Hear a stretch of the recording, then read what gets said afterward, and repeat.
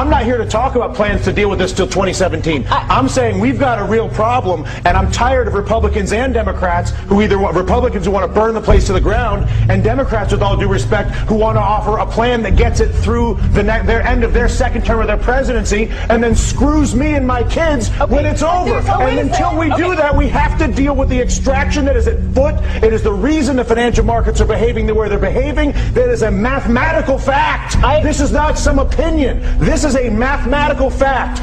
Tens of trillions of dollars are being extracted from the United States of America.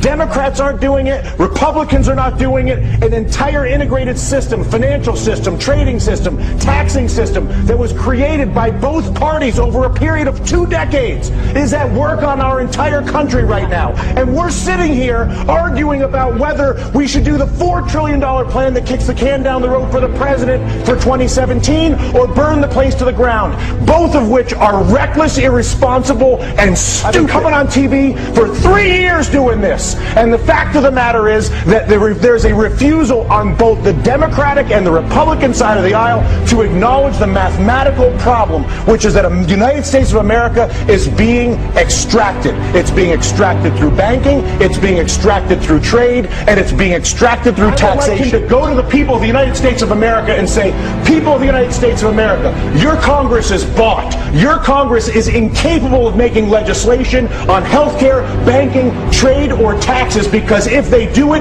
they will lose their political funding and they won't do it. But I'm the President of the United States, and I will have a country that is run by a bought Congress. So I'm not going to work with a bought Congress and try to be Mr. Big Guy. I'm working with the bought Congress. I'm going to abandon the bought Congress like Teddy Roosevelt did, and I'm going to go to the people of the United States and I'm going to say, you've got a bought Congress. And until we get rid of the bought Congress, which is Jimmy Williams' constant point, which is get the money out of politics, and until a president says that's the problem and says he's going to fix it, there is no policy that I can possibly see, no matter how brilliant your idea may be, or your idea, or my idea, or her idea, or your idea at home, is that idea will not happen as long as there's the capacity to basically fire a politician who disagrees with me by taking funding away from him. Is that a fair assessment? Money in politics is the root of all political evil. It is corruption at its worst.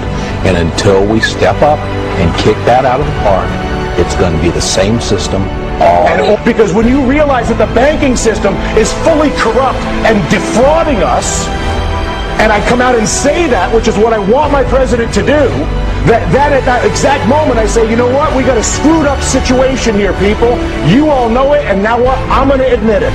And as a result, not only have I admitted it, but we're going to begin the process of solving it like grown-ups. They did it in World War II. They did it after the Civil War. They did it in Latin America with the Brady Bonds.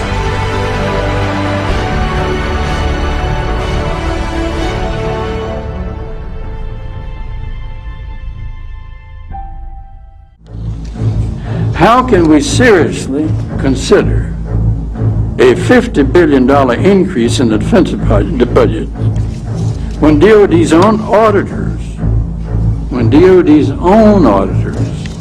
say the department cannot account for $2.3 trillion in transactions in 1 year alone? They got through the USA Patriot Act, which removes many of our liberties. Nobody made a sound when we lost habeas corpus, due process of law.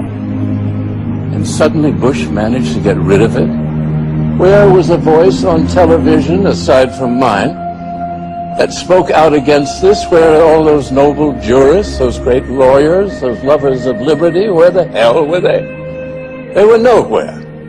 Now we have a totalitarian government.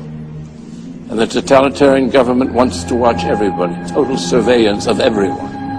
They listen to the telephone conversations. They look at your credit cards. They look where you travel.